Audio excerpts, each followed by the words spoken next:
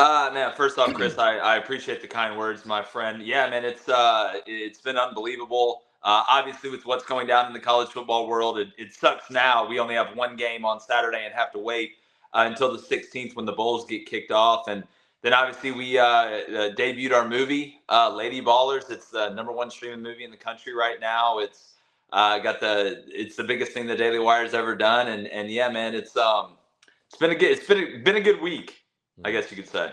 Yeah, Lady Ballers is crushing, man. In case people don't realize, I unfortunately have not seen it yet. I'm going to get around to it, Jake, but it's crushing. It's absolutely crushing I right now. So appreciate it. You'll congratulations to you laugh guys. because you know me. You'll laugh because you Yeah. know me. But yeah, Austin, I appreciate that, buddy. Yeah, it's the first time I've ever acted in anything. I tell people ask me, after like how hard is it? I'm gonna tell you right now, Chris. What we do doing a live show is harder than acting. And I'm not saying I'm the greatest actor of all time, but to me, what I think doing what we do is the best preparation for it, because you can say, hey, stop, let's start over. Can't do that in our business. Mm-hmm. It's crazy, Jake, just thinking about all that's happened this week, and it feels like it was so much longer ago that the SEC championship took place and the college football playoff selection show, because, I mean, it really speaks to the madness that is the portal and NIL, and there's been, I feel like, so many stories and so much focus on that. But really quickly, before we get into the chaos, you mentioned Army-Navy. The game is tomorrow. What does that game mean to you? Is it a must-watch for you on a yearly basis? I mean, it's obviously really, really Yeah. special. It has its own day, and I know it means different things to different people. But when you think Army-Navy, what do you think of specifically? Well, to me, it's almost like a holiday. Like it's like it's appointment television every year for me, because my grandfather served in the Navy. Yeah, he was at Pearl Harbor. So it's special to me. I always root for Navy, but to me, I think it symbolizes one of the things that we value in this country. It represents guys who are willing to do more than just go play football. They're doing something that's bigger. Is it the most thrilling game to watch? No, but I love the pageantry. You see each side all dressed up in their uniforms. And when I was at South Alabama, we played at Navy in Annapolis. Man, it was one of the coolest experiences that I got to have in the coaching realm and overall. So yeah, man, and also it's the only game that's on. Let's be honest. I mean, we had like 85 straight days of football, and then they're like, all right, that's it, done. No more for at least a couple weeks. So yeah, man, I'm gonna watch it and I always enjoy it. Hate betting it. It's the hardest game, one of the hardest games to bet to me. But yeah, it's fun to watch. Yeah, it's unfortunate, Jake. We're trying to wean an addict off, right? You have just this months and months of college football, and then we just go cold turkey, it feels like, for a couple weeks. So I'm sure you've had withdrawals, as have many others this week. Let's talk some college football, though. Again, it feels like it was forever ago just because this week has been chaotic, to say the least. But on Sunday, the College Football Playoff Committee, the Final Four are set. They make their selections. Of course, the big drama, Florida State being left out. I think I heard you, Jake, go on Mark Ryan's show. Remember, you just said this on your airwaves and said that the regular season, like, they shouldn't even played the season. It meant nothing. Your thoughts on the selection? I think what finally happened, though, Jake, was a flawed system was exposed. Like, it finally, for the first time, I can't believe how long it took. It just didn't work itself out in the end. The committee was tasked with making damn near an impossible decision, because I've been, and I'll ask you this separately, actually. I've got a question I want to ask you, but initial reaction, thoughts to Florida State, an undefeated Power 5 champion, being left out. Well, I don't think the committee had that hard of a decision. I don't look, and you know me, I'm the biggest SEC guy. I believe the SEC is obviously the hub. It's the best. There's a reason the slogan is "It just means more." But this wasn't comparing equal footing. If you had an undefeated Michigan, they're in, an undefeated Washington, they're in, an undefeated Florida State, they're in, and then it comes down to the one-loss teams. It comes down to Georgia, Alabama, and Ohio State. To me, Alabama had just beat Georgia, just like Texas should jump out, and Texas as well. Texas should have jumped Alabama, right? Alabama should have been ahead of Georgia, and they all should have been ahead of Ohio State. I thought, here's the thing. This really means the regular season means nothing. We're not talking about we're not talking about Liberty getting left out. We're talking about a Power 5 team in a Power 5 conference that went 13-0, won their conference championship, beat 2 teams from the conference that jumped them. The ACC had a better record against the SEC than the SEC did against the ACC. And everybody goes back to the one factor in the criteria, right, that says if there's an injury. Why does everybody think that one factor just jumps all the other factors? If in those rules it said, if all else is even, this is a huge factor that usurps the other ones. Okay, I can say, all right. If Alabama had finished 12-1 and Florida State would have finished 12-1, put Bama in. If Alabama would have finished 13-0 and Florida State would have finished 13-0, if we'd had 5 undefeated teams, leave Florida State out. I would agree with that, but that's not what we're arguing. We're arguing a 12-1 team versus a 13-0 team in the Power 5. And just because one of those factors lines up with making the convenient choice, because that's what it was, they did it because they could, Chris. We're going to a 12-team playoff next year. They'll never have this problem again. We will never argue over an undefeated Power 5 conference champion again. We'll argue about who the 12th seed is. We'll argue about who the 11th seed is. Maybe this team should have been a 6th seed or instead of a 7, but they're all still in, right? We're not going to argue a undefeated Power 5 conference champion. To me, I think what they did was they realized we're going to a 12-team. It's the SEC. It'll be a much better draw. And if nobody's been able to explain this to me. And if you say the ACC is not a Power 5 school, well, or a Power 5 conference, well, they beat y'all. Clemson beat y'all. North Carolina beat y'all. So I would kind of watch what I said about that if we're going to talk about stuff that happened on the field, right? I'll say it again. They beat Florida and LSU. The ACC had a better record, and I'm an SEC guy. I'm an SEC guy. You know that, Chris. But nobody's been able to explain this to me. If Florida State is so bad without Jordan Travis, if you can't put them in the playoff, then how in the hell did you put them ahead of Georgia and Ohio State still? Why would you keep them at the 4th spot after the Florida game? You want to know why they did it? Because they knew that would be the biggest rating selection reveal show that they've ever had. And it was. If they had dropped Florida State down earlier, if they really truly believed that, nobody would have watched. We'd have all known would Georgia get in? That'd have been the only question. And they wouldn't have. And if you believe it's just the 4 I hate the term the 4 best teams get in. If that's the case, if Georgia played Washington on a neutral site, Georgia would be a double-digit favorite. Why is Washington in? Pac-12's disappearing. Doesn't matter. What are they going to do? Punch you back? Right? So, again, if Jalen Milroe gets hurt, or J.J. McCarthy gets hurt, or Michael Penix gets hurt, or Quinn Ewers gets hurt, then Georgia should be allowed to be in the playoff for that team. If that's what we're going to do. But you rendered the regular season void. That's what you did. And to me, that sets an awful precedent. I don't care what team it is. It does feel like, Jake, going back to the I guess it's the bylaws or what have you, the criteria, I should say. They kind of left themselves a way out in regards to, like you mentioned, like you go back and look at the criteria. I don't have it in front of me, but significance of injury, certain player or whatever. One though, Chris. It is just one. It doesn't say this is the most important one. Right. Like but they left themselves that wiggle room. They left themselves where it's like, okay, they can fall back on that. I mean, I think obviously the Travis injury, I think they gave Bama the benefit of the doubt because of strength of schedule, because FSU's mid-50s, Bama's is like top 10 strength of schedule. And I think also they didn't want to feel the backlash of the SEC being left out. And that was my question for you, Jake. My question for you, Jake. There has been backlash. There's been outrage. But I'm curious, do you think there would have been more backlash and outrage had FSU gotten in and Bama got left out? Or do you think it would have been more with the way it currently is? I just can't imagine the SEC getting left out. Yeah, I think it depends on who are you saying is outrage. Like the media outrage? I think there would have been more. But that scenario you just laid out would never happen. You think they would have left an undefeated Bama team out for a 12-1 Florida State? That would never happen in a trillion years. If the roles were reversed, you would have got an opposite outcome of what you've got. It's very simple, right?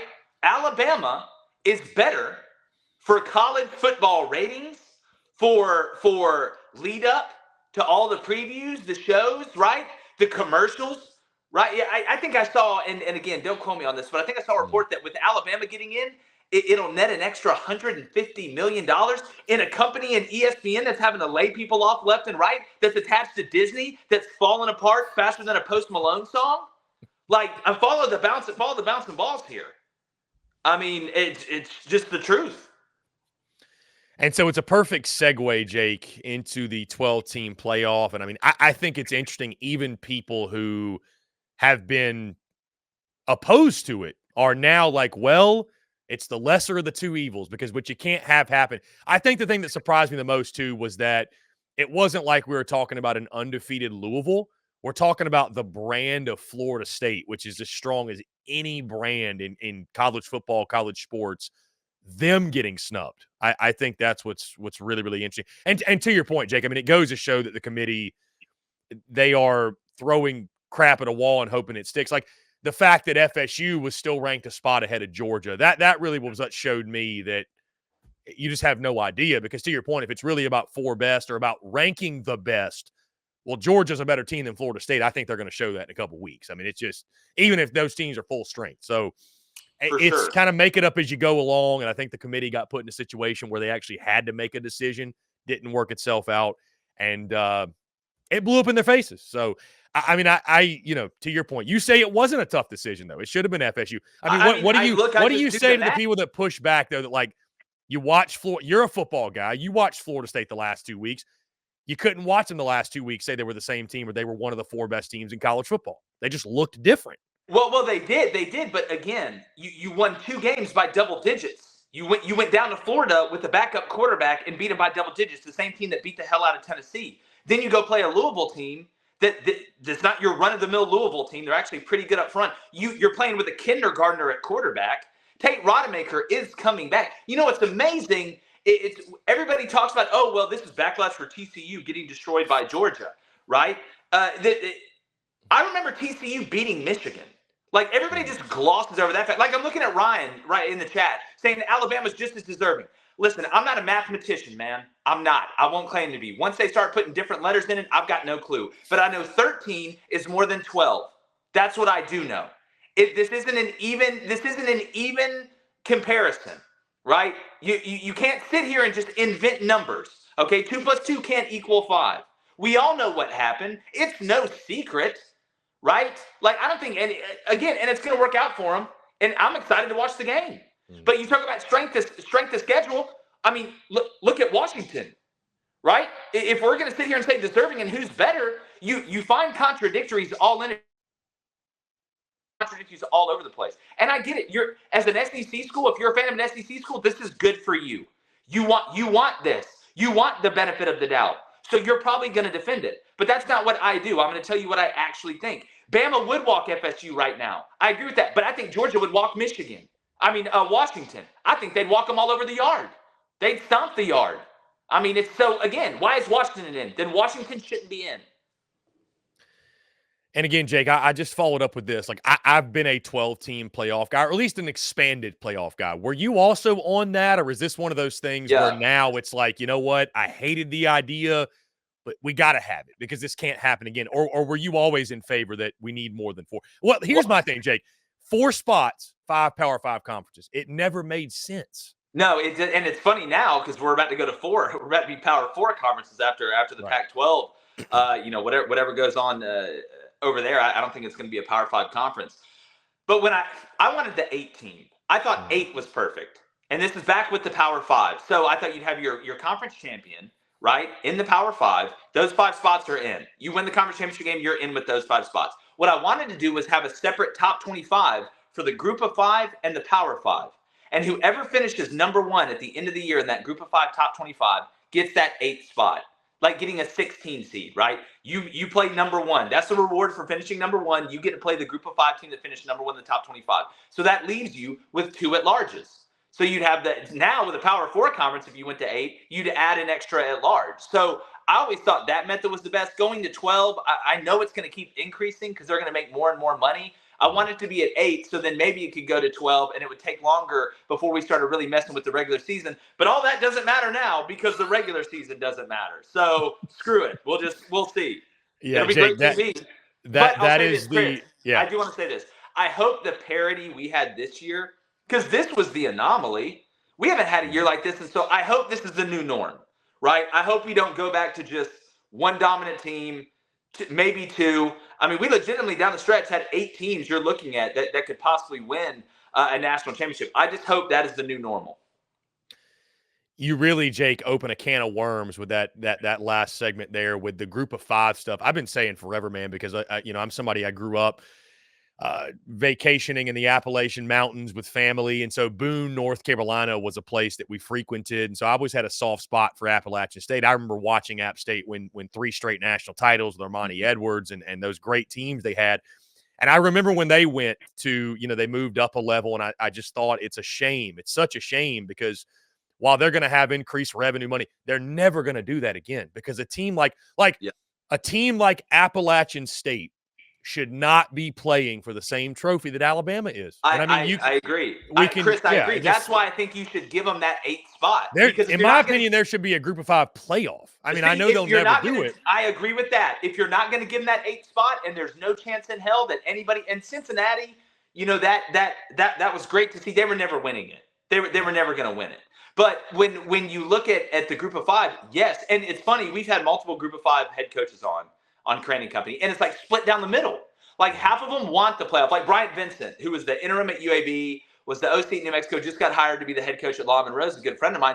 He wants the playoff, right? He wants to be able to win a national championship. You're never going to win a national championship at a group of 5 place unless 2 things happen. One, you get that 8th spot and just get a chance in the playoffs, right? Maybe somebody gets hot. We've seen 6 teams beat 1 in basketball. I know it's a totally different sport. Or you have your own playoff and you go win it. But like Bryant Vincent wants it. Clay Helton at Georgia Southern doesn't want it. So I just don't understand why you wouldn't want it. Because you're never going to win it. Like it's the truth.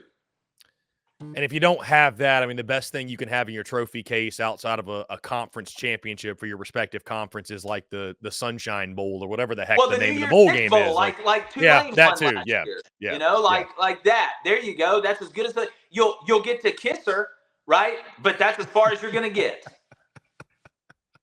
It's a good way of putting it. Let's talk really quickly, Jake. Again, it feels like it happened forever ago, but your biggest takeaways from the SEC championship. I had to eat crow. I doubted Bama all year long.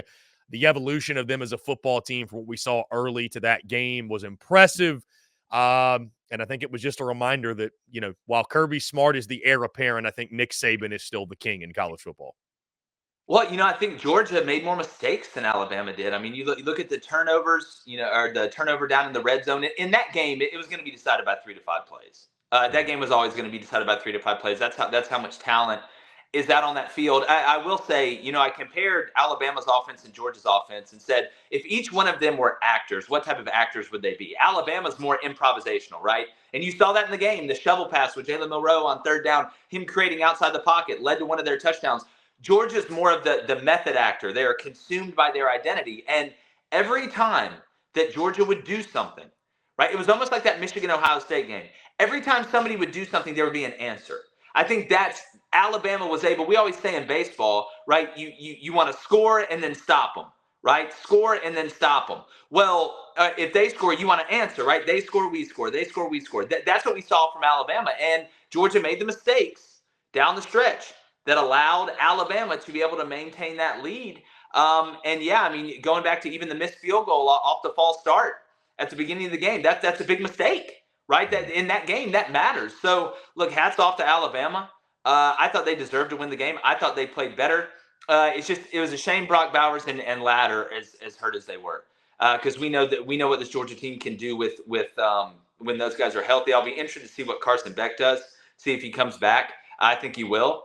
But it was, man, it's always a tough game to pick. It always is. So, hats off to Bama, and it's tough for Georgia. I mean, 29-1. I wonder what that's like. Yeah, and we think about too. I mean, again, why I'm so happy to see the expanded playoff, because you watch that game. Those were 2 of the 4 best teams in college football. There's just no question. So I'm glad that next year Georgia will still have a shot. And I know people love these games with no safety net. It's all the line. But at the same time, it's like, why shouldn't Ohio State get a shot? They lost to the number 1 team by 3 points or 7 on the or whatever it was on the roads. I mean, it's like they would be favored over Washington, right? Aren't they? Right. Yeah, exactly. Jake, transfer portal, NIL, have you been, I know from the national perspective, right? And like even from a more local perspective or even an SEC perspective, it's so much to keep up with where it's like, just let Yeah. me know who signs. I mean, like you can't even keep up with all the visits and everything. I mentioned this morning though, Jake. It's I guess one of the sad parts is like it has completely just, I mean, recruiting to me, the high school ranks, it's never meant less than it does now. And it's never been a worse time to be a 3-star or lower player in the high school ranks than right now. Because for coaches where you look in Gainesville at Billy Napier, you look at Shane Beamer, you look at Sam Pittman, like coaches within their first 5 years, it's so win now.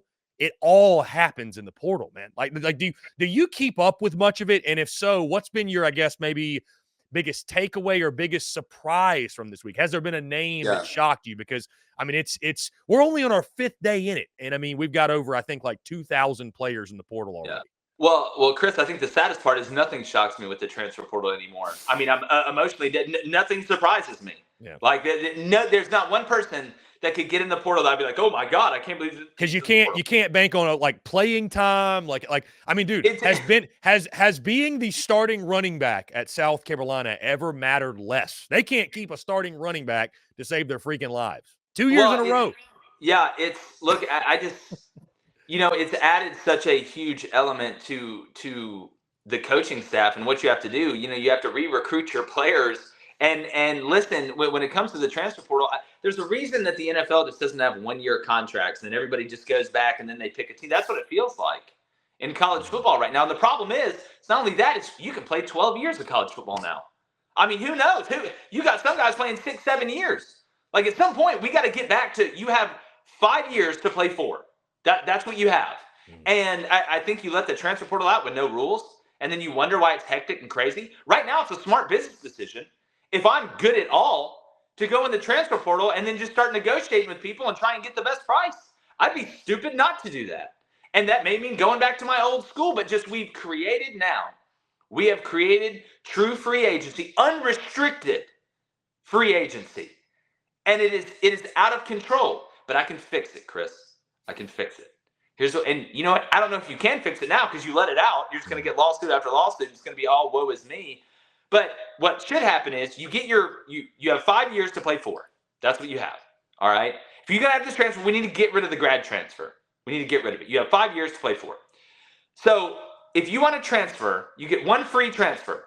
If you want to transfer from LSU to Utah, go ahead. If you want to transfer from Boise to Tulane, go ahead.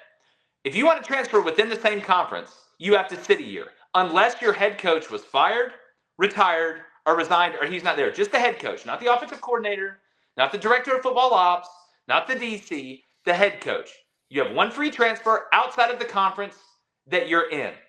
And unless the head coach is fired. That's what we need to do. That will bring some order to it. But we never talk about the kids that get in the transfer portal and then go nowhere and don't play anymore. And then we never talk about the high school kid that because Dylan Gabriel's in year 11, right, he's not going to get a scholarship. So there's a lot going on. College football is an unserious sport right now, except on the field, right? And we still have referees running over to videos to do reviews instead of just listening, which is the dumbest thing of all time. I don't know why there's not more backlash against that. It's 2023. Elon's landing rockets on platforms in the Indian Ocean upside down. Can we please, for the love of God, just have somebody tell the referee what the call is? He doesn't need to jog his 53-year-old self over there to watch the video. They're going to tell you what the call is anyway. I never thought about that, Jake, but that's a good point. That's a really good point. It adds to the dramatics, Jake. It adds to the dramatics. Yeah, it gives you more commercials. And they love the slowest reps. Yeah. They probably tell them to run slow. You know? Sheesh. Yeah. I think the solution is great, Jake. I'll ask you this because you mentioned college football has never been more unserious, I guess is what you said, except on the field. I would say the business of college football has never been better. College football, from a standpoint of like what you and I do content-wise, has never been better because you never run out of things to talk about. Do you worry about, from the fan standpoint, that it's never been worse and that some people may start to check out from the fan standpoint? I think college football is so strong. Like it would take some like some huge political stance to really turn to something crazy like that. I don't think people are going to stop watching. What I do worry, though, is that with all the transfer portal stuff, with people coming in and out, you kind of lose that attachment to, hey, man, you decided to come to Columbia, South Carolina. Like, you're one of it. You lose that kind of local attachment that separates, I think, college football from the NFL. Players come and go in the NFL. Free agents, you pick them up. They're in all the big cities, Dallas, New York, Philadelphia. I mean, we're talking about Auburn, Alabama. We're talking about Oxford, Mississippi. We're talking about Columbia, South Carolina. And I think what makes the passion so passionate is that local feel. And I feel like the more we make this a merry-go-round, the worse it's going to get. And I worry about the government getting involved in college football too. Like, that's the other thing that stunk about these rules being let out with are these big shifting things, the transfer portal and NIL with no rules, is that now the only way to change it is to get the government involved. And that ruins everything. They ruin everything they touch. I don't want them to touch college football. So it's that's what I worry about. And of course business is good because they cut all the regulations. Business tends to do better when there's less rules. Jake, your feelings on bowl season. You'll have folks tell you it's meaningless. They don't mean anything. You're a college football junkie, right? Like, you're going to watch all the bowl games? Or do you wait till the SEC bowl games or the bigger? Yeah. No, okay, so you bet on it. Okay, there's a rooted interest there then. I don't know if you have the slate in front of you, but I mean, I non-SEC bowl game, most off-the-radar bowl game that you're excited about? Is there one? I mean, obviously James Madison is playing. I'm sure you're back on that wagon. Is there an off-the-radar, under-the-radar bowl game that you're sneaky excited about? Sneaky excited even just to bet on? Outside of the SEC, like Liberty, Oregon. Not a major bowl game. Not a major bowl game. Not a major one? Just like really. one of the first not couple. Really, because I don't know who's playing. Like, nobody's Fair enough. playing. Like, I mean, there's not one that just, jumps off at me like, man, I got to watch. I always enjoy watching UNLV play, right? Just because of that style of offense that they run. I think it's going to be an interesting matchup. I believe they play, I don't think it's Oklahoma State. I forgot who they play, but it's going to be an interesting matchup. I don't think they're going to be able to stop them defensively. But no, man, here's what I think. I hate the bowl tie-ins. Mm-hmm. Like, I feel like the Bulls should just be able to pick whoever they want. Like, I feel like these tie-ins, they're so played out. Like, it's so played out. Because while you do get different matchups, you really get, like, a lot of the same. I feel like the bowl game should be able to pick. I think that would make it more fun. I think you'd have fans that get to go to different destinations. I think we see that. That's what's cool about college basketball with all these preseason tournaments. Like, you're always going to a different one. Like, you're in Maui, or you're in, like, the Dominican Republic, or you're in, like, New York or something. Like, there's always a different one, and you're able to go and see that stuff. But no, not really. And the transfer portal has helped kill bowl games. Like, it really has. I mean, if we're going to be honest, how many quarterbacks are not playing for the team? There's going to be some unders. I'm going to stake so many unders, it's going to be ridiculous, which sucks. I hate rooting for unders, but I'd be doing myself and everybody else a disservice that tails me if I didn't. To your point, Jake, by the way, UNLV in the Guaranteed Rate Bowl. This is December the 26th. The Guaranteed Rate Bowl. December the 26th, Tuesday night, 9 Eastern time kickoff. They will take on the Kansas Jayhawks. Yes, that's right. Kansas. That's right. Yeah, that should be a fun one. I know we're all looking forward to the Guaranteed Rate Bowl. Sure. So Bama, Michigan is the obvious answer. So Jake, I'll ask you, outside of that game, SEC bowl game you're most looking forward to. I think Ole Miss, Penn State is fascinating. Ole Miss, Jake, they win that game. It'll be the first time in Rebels football history. They won 11 games in a season. I think obviously what a win, Missouri, Ohio State, what a win from Mizzou would do. That's the one, buddy. That's the one. Yeah. Right, Georgia, Florida State, what version of those teams show up? Game you're most excited outside of Bama, Michigan, which I think is the obvious. Yeah, I think Missouri, look, Ole Miss has a huge opportunity, right? Penn State's a big brand. But Missouri has a chance to beat Ohio State, who has basically, more guys in the portal than Mortal Kombat right now. So, but it's still Ohio State. Like 100 years from now, people will be like, man, you remember that time Missouri beat Ohio State? And nobody's going to be like, oh, man, they had everybody in the portal. No. That you have a chance coming off a 10-2 year after you gave your coach a 2-year extension And people were questioning about it. You're going to bring back your quarterback. You're going to bring back your best offensive player and Luther Burden Jr., who are both sophomores, and you get a chance to beat an Ohio State team with a hand tied behind their back. That's recruiting gold. That's recruiting ammunition to be like, hey, guess what? Yeah, Texas and Oklahoma's coming in here, but we just went 11-2 and beat Ohio State, and we have our best players coming back. So I think this could be a huge springboard into what could be a big transfer portal season for Missouri, and a really nice finish in recruiting for Drink going into next year when Texas and Oklahoma are in. So I think that one's massive. Obviously Florida State without Jordan Travis, and they've already had some guys get in the portal. I think Carson Beck's coming back for Georgia, right? I think you're going to have a lot of Georgia guys that end up playing in this game because they don't want to go out with a loss. So yeah, those, I mean, the others on the periphery, cool, sweet. I'll watch them. Jake, do you dare hammer the under in the Tennessee-Iowa game? I think that number's 36 and a half. Yeah. Yes. Who's starting? Is Joe Milton starting at quarterback? Yes. I would assume yes. Yes. I will take the under in that game. If Iowa's playing, I will take the under in that game. Yeah. I mean, it's just hammered the under for the hit every under for Iowa. He's taking it every single week, even the 24.5. They can't put it low enough. I took it that week too. They can't put it low enough. They just literally can't put it low enough. Man, it's 10-3. Incredible. That's one of the greatest coaching jobs of it. I don't care if it's the Big Ten West. Jake Crain and Crain and Company, always a pleasure. Jake, I appreciate you taking the time, my friend. It's been a blast this college football season, obviously, and now we move into bowl season. It's been great to have you on. I had one last thing. This is what it was. I was like, what is it I wanted to ask? Heisman Trophy ceremony tomorrow. Jaden Daniels, he's got to be the winner, right? And if not, who is? I have Jaden Daniels 1 and Jordan Travis 2. If Jordan Travis is so good, is so incredibly, unbelievably good that an injury derails their whole undefeated season, right? Then he has to finish top 2 in the Heisman, right? Has to. But Jaden Daniels, you got to give it to him. If Bo Nix would have gone off in that Pac-12 championship game and Oregon would have won, I think Bo would have a legitimate shot at it, but he didn't, and they didn't.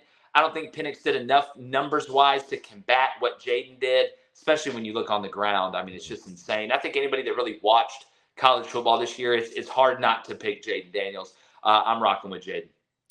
By the way, Jake, how does the FSU, this year FSU being snubbed, how does that compare to 2004 Auburn when the Tigers went 13-0? Well, to me, you had 3 undefeated teams. So, Oklahoma and USC started out higher than Auburn did. I think you can really explain that, right? When you're operating against even, like somebody has to get in, but we weren't operating on even this year. Mm-hmm. This would have been like if a 11-1 Oklahoma would have got in over 12-0 Auburn, right? So I don't think it's as comparable. I think that makes it hurt worse for FSU. They're going to be talking about this for a long, long time down in Tallahassee, and I'm fascinated, Jake, to see how Florida State football responds to it moving forward. I don't think they're going anywhere anytime soon. That is for sure. Jake Crain at Crain & Company, one of the best in the business. Jake, I appreciate you taking the time, man. It's always a pleasure. Keep up the great work. Always, man. Hey, you can check out Lady Ballers at Daily Wire Plus. Go watch it. It's good stuff. But, Chris, always fun to come on with you. And, listen, maybe next year I'm not picking 5 and 7. You never know. I got to see how it goes in the portal. All right, I got to see. I know y'all be waiting on pins and needles. So, but no, man, I appreciate it. Yeah, man, we'll talk soon. Great stuff, Jake.